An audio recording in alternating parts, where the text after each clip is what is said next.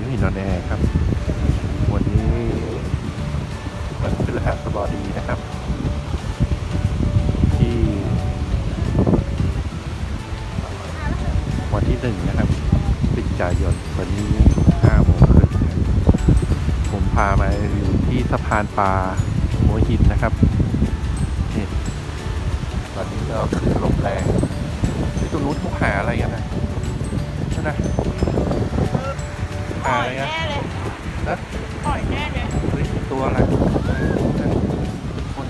หอยแน่ถ้าเขาเอามือแบบนี้หอย หอยอะไรอ่ะ หอยเนี่ยหอยตลับหอยอ่อนหอยเสียบนี่แหละหอยตลับหอยเสียบเนี่ย แรงมากนะแรงมากบรรยากาศยามเย็นนะครับมีคนมาเดินเล่นนะครับมาเดินเล่นมาถ่ายรูปตกปลาก็มีฝั่งน้ำเปล่าผมก็เป็นฝั่งน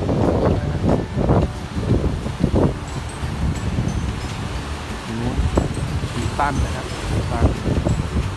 สีตั้นนู้นศาลเจ้าแม่ตะเคียนตรงปลายเนี่ยศาลเจ้าแม่ตะเคียนนะครับก็คนเยอะนะครับดูคนเยอะกันลมแรงแรงมาก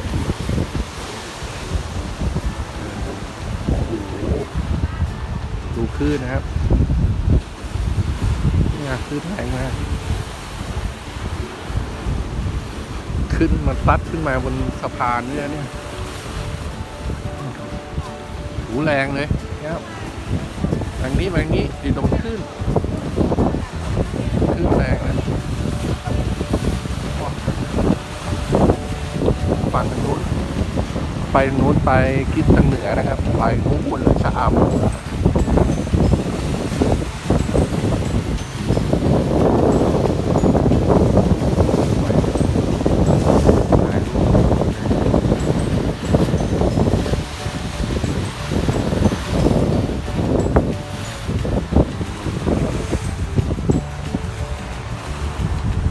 วันศุกร์เสาร์อาทิตย์ใช่ไหมศุกร์เสาร์อาทิตย์ก็จะมีถนนคนเดินตรงนี้ครับที่สะพานปลาแต่ตอนนี้ไม่แน่ใจว่ายังมีอยู่หรือเปล่าต้องถามเด็กๆน่าจะรู้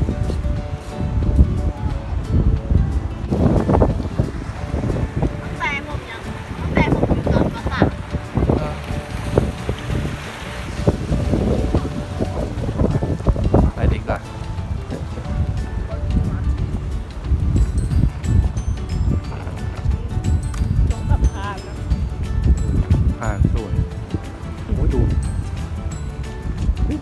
มันวืบอย่างนี้เหมื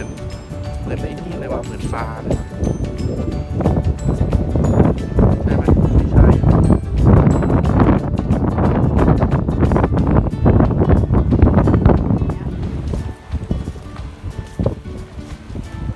นี่ก็มีคนตกปลานะเต็มเลยได้ยังไงเนี่ยน่าจะได้คือแรงมาก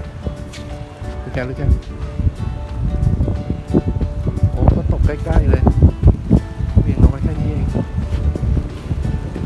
อ้เบี่ยงลงไปใกล้ๆเลย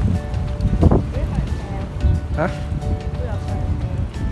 โอ้แสดงว่าเขาใช้หอยแครงเป็นเหยื่อป่ะ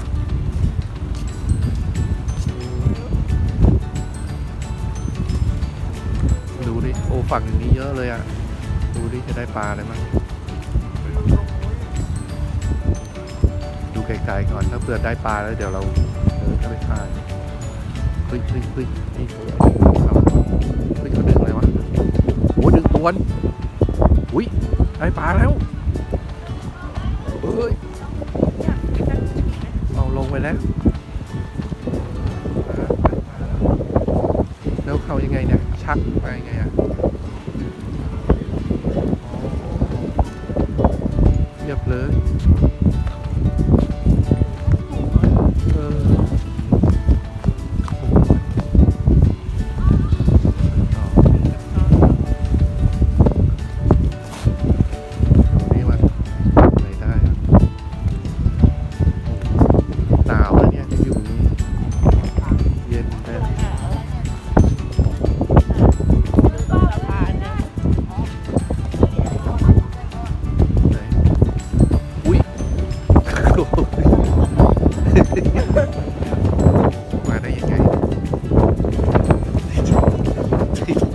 ติดอีกสกอตไบรท์เลย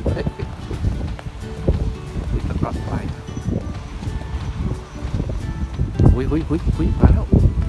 อ้าวจะได้อุ้ยนั่นน่ะนี่มันนู้นนะได้ปลาแล้วเนี่ยตัวเล็ก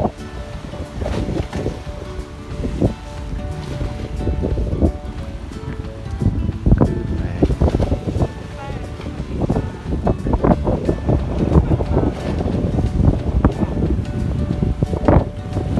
อุ้ยคนเพียบเลยแล้วนะนู่นนะโอ้ฝรั่งเต็มเลยดูบรรยากาศไปโน่นเดี๋ยวไป อ้อยังไม่เลิกอ่ะ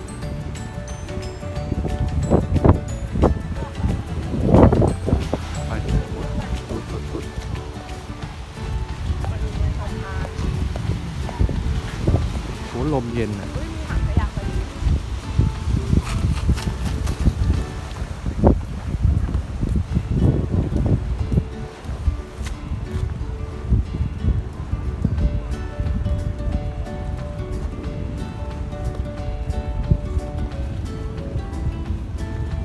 โอ้ตรงนี้สุดสิ้นสุดของสะพานปลานะครับตรงนี้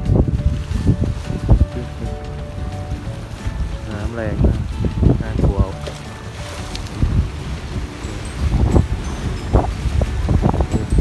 มาไกลๆโอ้ใกล้ ใหญ่คืออะไร โอ้ลมแรงอ่ะหนาวเลยนะเนี่ยไม่ได้ยังอ่ะบิดงอเลยอ่ะมึงนะได้ไหมได้ไหม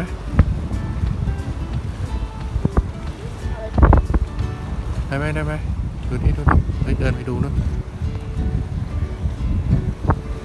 โอ้ไม่ได้อะเป็ดงอเลยไม่ได้